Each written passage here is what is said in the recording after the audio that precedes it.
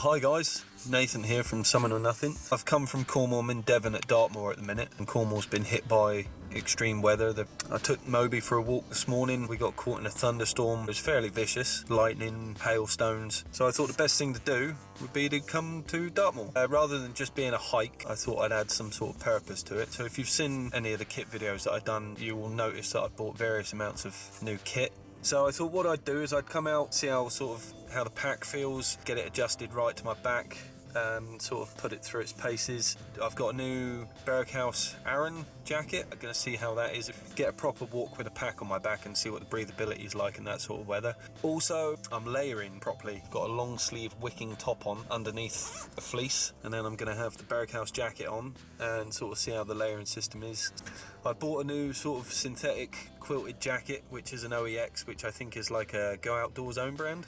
If I do stop at any point, I'll put that on just to sort of retain the heat. And also, I've been reading the Mountain Training UK literature on hill walking, winter skills and navigation. So in navigation, it's really good to sort of work out roughly what sort of ground you can travel in what sort of time. So I've got a fairly robust wristwatch with a stopwatch on it. I've looked at a route. It's somewhere that I'm familiar with, so I haven't got to do too much navigation. We're up at the Bellstone area. I'm going to walk from this car park to Steeperton Tour and back again. When I joined Mountain Training UK, I got this little card. It gives you a range of different speeds in kilometers and then sort of what distance you've traveled and in what sort of time. So using the scale markings for a 1 in 25,000 map, I've measured my route from the car park to Steeperton, worked out the distance. I'm estimating I'm going to travel at an average of about 3 kilometers an hour. It says for every 10 meters of incline, add a minute. So I've estimated it's going to take me about an hour and 45 minutes from the car to get to the top of Steeperton. That will give me, or a fairly accurate idea, I guess, of what sort of distance I travel. This isn't a tutorial, by the way. I'm learning how to do this as we go. So hopefully this is all going to work out. Something else that I've done, my sister sort of mentioned that she had this that she wasn't using. This is a Garmin Oregon 200. This is an obsolete model, but she sold it to me for £25, which I think is an absolute steal. So Eleanor Fullick, if you're watching this, thank you very much. I really appreciate that. What I'm going to do is I'm going to use this to sort of more accurately record the distance that I've travelled. All right, well, yeah, I'm going to get kitted up and then we'll get on the track and sort of see how things go.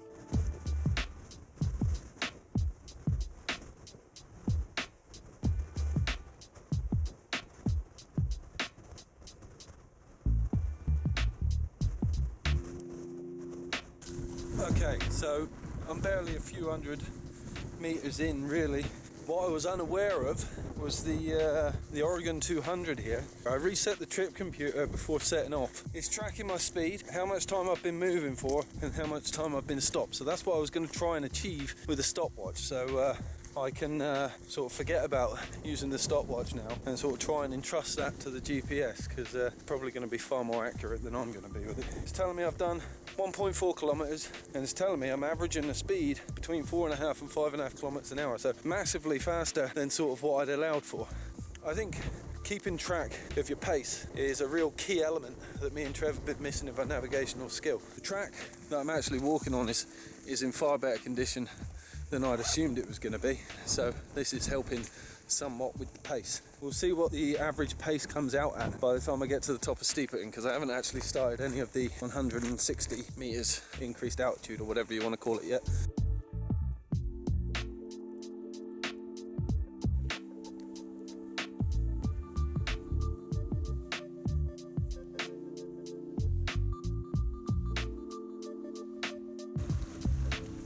So this is shown on the map as a deep ford. It wasn't this deep last time me and Trev came here. Gonna have to try and jump over various parts of this to sort of try and navigate my way around. That looks risky. I don't want to get stuck in there. Look at that. I'm gonna put you away now and I'll come back to you when I'm across. Okay, that's where I made my crossing. That was quite scary, Trev, if you're watching this. Got a little bit nervous that time. Anyway, I'm across now. My feet are dry. Somewhere up here, there is a left-hand junction that will lead me off of this delightful tarmac track that's been helping me keep such a wonderful pace These things happen. It's getting windy again now. It's actually quite bleak out. Just how I like it. So I've come up this twisty tarmac track. It keeps going up there. And now the track gets a little bit more off-roady. It's beautiful up here. It's so moody today. Steeperton. It's oak in the foreground. Bellstone in the back. Beautiful.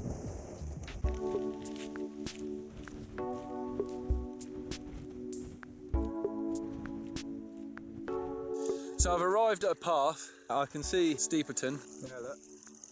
It's actually nowhere near as far away as it looks. I can almost taste the coffee. And I was just looking at this path, and that leads straight to Oak Tor. Rather than completely recapping a previous adventure and spending so much time on a tarmac path, sorry Trev, but I think I might have to go and take in and claim Oak Tor for myself. Is that alright?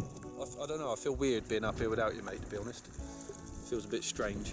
Like, I'm enjoying it, but it feels like I'm breaking some sort of unwritten something or nothing code. Oh well. Another fast flowing ford to cross. Starting to rethink hiking on Dartmoor after extreme weather. I was wondering why my car was the only one in the car park. Oh well, let's get on with it.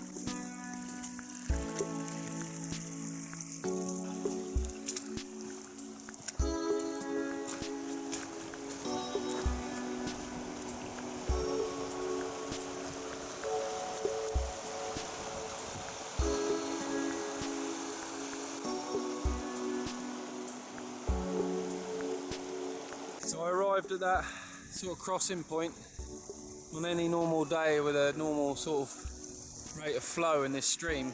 Would have been easy to cross, but I wasn't getting through there without getting soaking. I mean, it's so deep, you can see how much grass is under it, how high it's come up. There's just so much water at the minute, it just ain't got anywhere to go. So I've come up with a plan. Remember, if you can see this boulder cutting out, it's quite a lot higher than the bank. There's quite a narrow point there on the other side. Incidentally, I've got some Berghaus Gators on today that I bought at Christmas. The bottoms of my trousers, my feet, my ankles and everything are totally bone dry. These Scarpa boots, and they're not letting a drop of water in. Considering the time of year and the water about, I can't remember the last time I had a trek on Dartmoor with such dry feet. But you have to bear in mind, I've been on a track for most of it, so you know, take all of that with a pinch of salt. Anyway, so that was another successful river crossing. Let's crack on.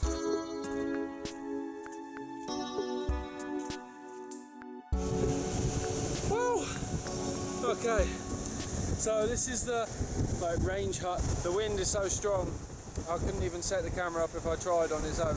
Literally, I was having to lean into it at quite an angle just to get here. It was blowing me off course the whole way. It's horrendous up here. You can tell that we've had extreme weather today. I don't think I'll linger too much. So if I'm going to have a brew, I'll do it at the bottom. Let me just show you the views from up here.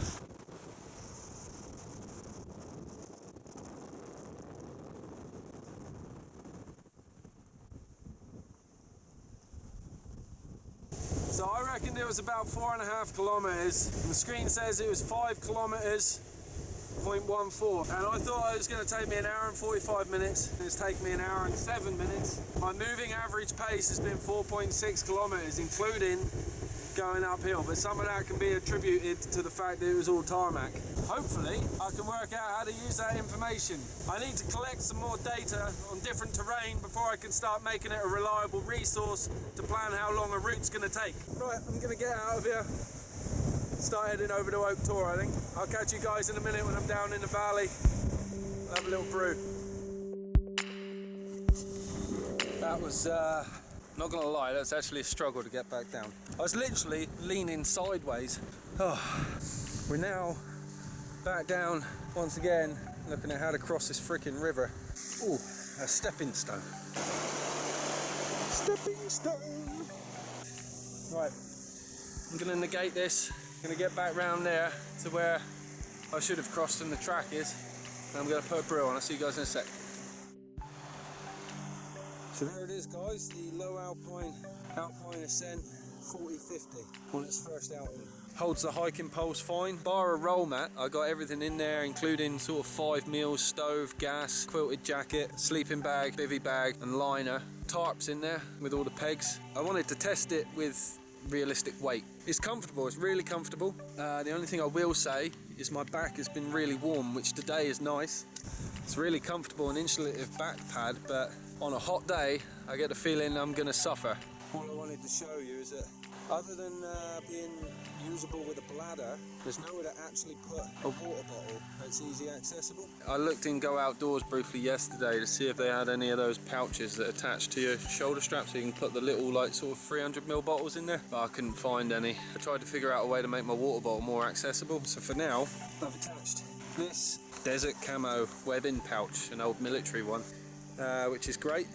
We'll see how it goes, but so far so good. The jacket is great. It's waterproof, breathable, seals up on the wrists nicely. It's very flexible, looks great. I love it, I love the feel of it. Gators are really good. They're comfortable, they've not come off. You got these little hooks that hook in under the laces. You got these side strops that keep them down. They're just Velcro in there. And then this large thick Velcro tab at the front with a popper to back it up, and then a drawstring to tighten it around the calf.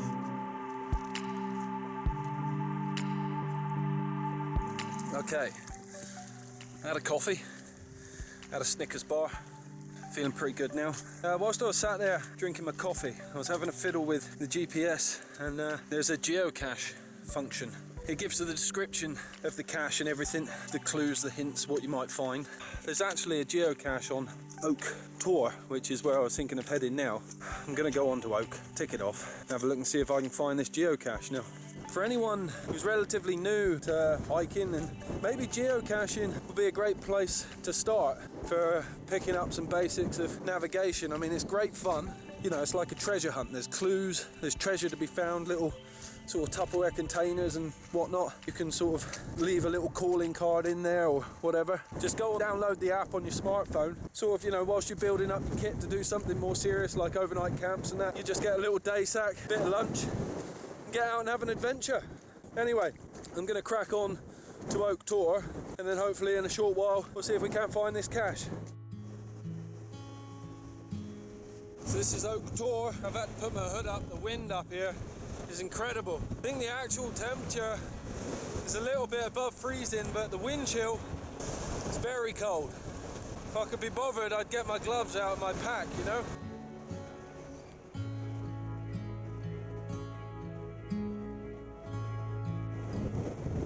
Yes, Tor. Hi, Willies. I think this in the foreground is East Mill. Steeperton, Oak Tor. This is Bellstone. Some good history of our channel originated around this area of the North Moor. Seems odd that when we done Bellstone and Hound and Little Hound and Steeperton the first time, that we didn't come back via this route, considering we had to turn off the track that led straight here. And we've bypassed this tour so many times, and I know it was my decision. Stupid. And now here I am without Trevor. Feel bad. See if we can discern which one of these is the actual highest point. Oh, it's got to be this one behind me. So this is the summit of Oak Tor. The sun's starting to get quite low in the sky now. Might be best to follow this back up to the road, then back to the car. First of all though, we've got to see if we can find this cache. It's what they call an earth cache. So there's no actual tub there to find, but there's a feature on the ground that they want you to see. Shit, it's windy up here. Now GPS only works properly when you're moving. And as you can see, there's a little compass, and it says 51 meters, and it shows you the direction you're going and how far away it is. Let's see if we can find this puppy. Oh, 35 meters. 14 meters. 7, 6, 5.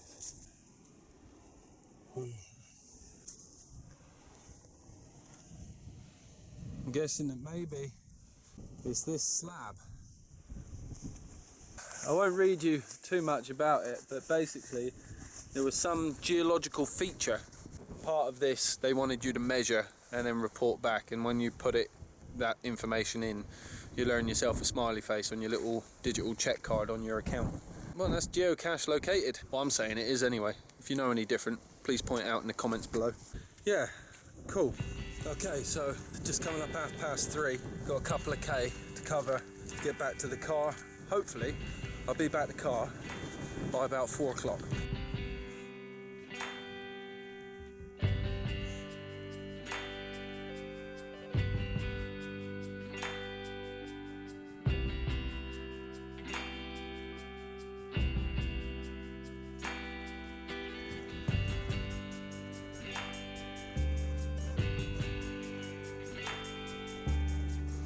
Okay, so we're back at the car. It's 4 p.m. That last leg was roughly, as I thought, you know, just over 2 kilometers, 12 to 13 minutes a kilometer. So what we're looking at is a total distance traveled of 10.19 or 10.2 kilometers. It was 2 hours and 18 of walking and 58 minutes of not. Yeah, 3 hours and 16 minutes roughly for the whole walk, with an average moving speed of 4.4 kilometers. So it was quite level terrain. It's easy to see that sort of, if I was on the moorland the whole way, my average could quite easily have been under 4 kilometers an hour. So I'll do the same check when I'm out walking with Trev, and then we'll start to build up a reliable sort of idea of what our average speed is in kilometers an hour. It's easier to do it in kilometers an hour because all of the maps are in kilometer squares, and that's how you'd measure it. Yeah, hopefully this has been in some way sort of educational. I've learned a lot. Other things, the jacket, the pack, everything, you know, all of the new kit, super comfortable. Obviously the test of time is what will really sort of prove whether it's any good or not. So I hope you've enjoyed this little video. You know, if you've got any comments, put them in the box below. Other than that, like, comment, share, subscribe. Summit or nothing. All right, cheers now, bye.